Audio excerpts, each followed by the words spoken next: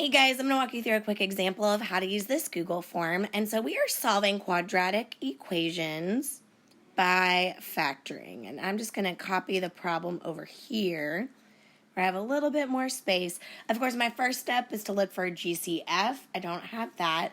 And because it's quadratic and A is bigger than 1, I know that I'm going to have to use the AC method, which means I'm going to need to multiply A times C, which in this case is 3 times negative 32, which is going to give me a negative 96. So when I set up my table, I'm looking for factors, so what I can multiply to get 96 that will add to get B, which in this case is negative 20. And you know that I always like for you to go in order so that you don't overlook a set of factors. So 1 times 96 is obviously going to give you 96, but because this is a negative 96, that means I actually have two ways I might get that. So it can either be a negative 1 times a 96 or a positive 1 times a negative 96. And I'm going to go ahead and just do all those factors right now in my table.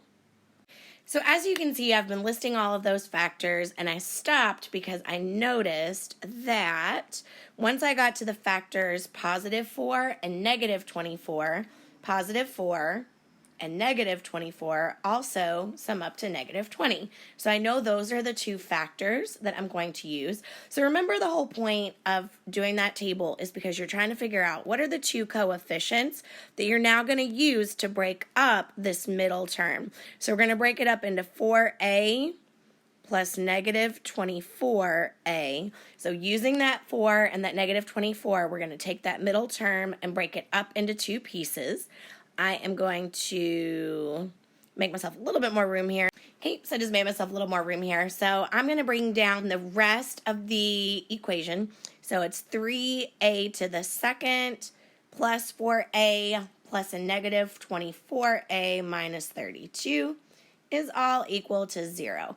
And remember the whole point of taking this side of the equation, which looks like it resembles a trinomial, because it is, and breaking it up into 4 separate terms is because, excuse me, I had a little hiccup there, is because now we can factor by grouping because we have 4 or more terms and we have a common factor we can factor out.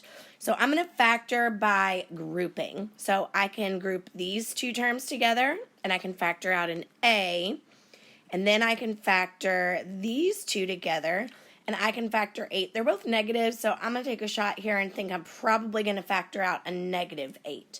So you know how to factor by grouping. You know I'm going to take this A, I'm going to factor it out. So what's going to be left inside? I'm going to have a 3A plus 4. And then I'm going to factor out that negative 8. And of course, what I have left over after that is going to be a 3A plus 4.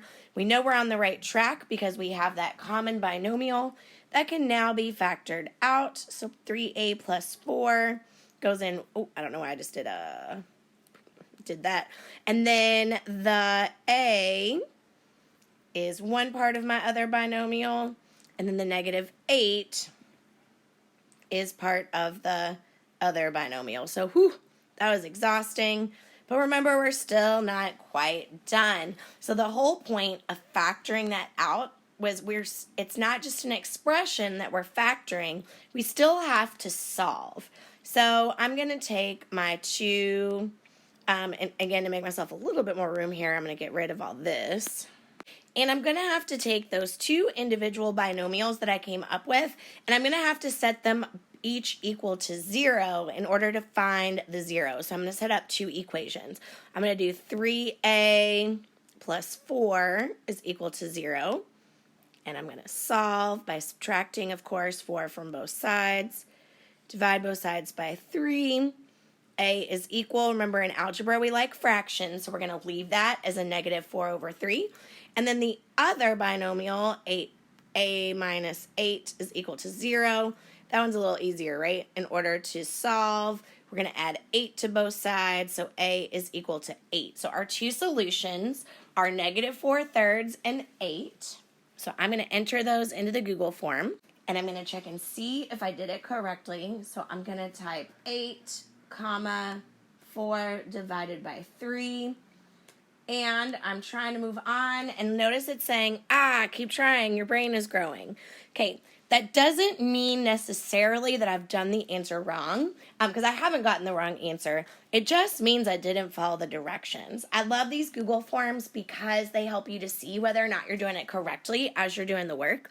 But unfortunately, the downside is they're kind of picky. So even though my 2 solutions are correct, if I don't pay attention to the formatting, it's going to say my answer is wrong if it's not. So for one thing, it says if there's more than one solution, type it in the format with the bracket, the smaller one first, a comma, and then the larger one next with no spaces. So that means that the -4, first of all, I didn't put the brackets in there like I needed to have them. So I'm going to put that in there first. So -4 divided by 3. And then I'm going to put a comma and then an 8. And then I'm going to put the bracket on the other side. And now that I've put it in the correct order, now when I exit out of that question, it does mark it as correct. So be careful to make sure that you're following the directions and putting in the correct formatting, or else it's going to count it as wrong.